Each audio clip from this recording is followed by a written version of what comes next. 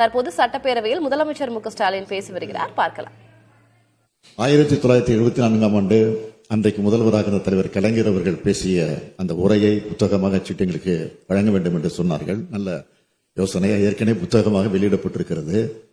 இருந்தாலும் இது அவையிலே வைத்திருக்கக்கூடிய கோரிக்கையாக இருக்கிற காரணத்தால் நிச்சயமாக இது அவசியமாக உறுதியாக புத்தகமாக செய்யப்பட்டு மீண்டும் வழங்கப்படும் என்பதை நான் தெரிவித்துக் கொள்கிறேன்.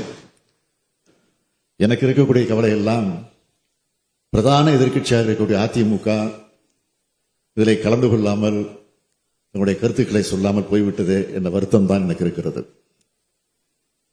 காரணம் என்னவென்று சொன்னால், அதிமுகவை தோற்றுவித்த மக்கள் தலைவர் எம்ஜிஆர் அவர்களாக இருந்தாலும் சரி, அவரை தொடர்ந்து அந்த இயக்கத்தை வழிநடத்திய அம்மையார் ஜெயலலிதா அவர்களாக இருந்தாலும் சரி, என்னதான் திமுகவுக்கும் அவர்களுக்கும் எவ்வளவு கருத்து மாறுபாடுகள் வேறுபாடு இருந்தாலும் தமிழ்நாட்டினுடைய உரிமைகளை விட்டுத்தர முடியாத என்ற நிலையில் இருந்து பல கோரிக்கைகளை ஆதரித்திருக்கிறார்கள். ஆனால் இன்றைக்கு என்ன சூழ்நிலை என்று புரியல. அது நமக்கு புரியும்.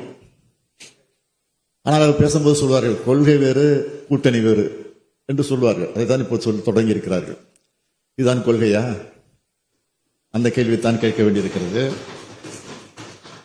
எனவே தமிழ்நாட்டினுடைய நன்மையை கருதி, அந்த உரிமைகளை கருதி, நமக்கு இருக்கக்கூடிய அந்த சுயாட்சியை கருதி நான் அவர்களுக்கு வைக்கக்கூடிய கோரிக்கை, தமிழ்நாட்டு உரிமைகள் என்றும் அந்த உரிமைகள் என்று வருகிறதோ அந்த நிலையிலே நாம் அனைவரும் ஒன்று சேர்ந்து கட்சி மாறுபாடுகளை வேறுபாடுகள் எல்லாம் கடந்து ஓரணியில் இணைந்து செயலாற்ற வேண்டும். இதனை ஏற்றுக்கொண்டு அவர்கள் அந்த பணியிலே மேற்கொள்வார் என்ற நம்பிக்கையோடு அனைவருக்கும் நன்றி கூறி அமைகிறேன். வணக்கம்.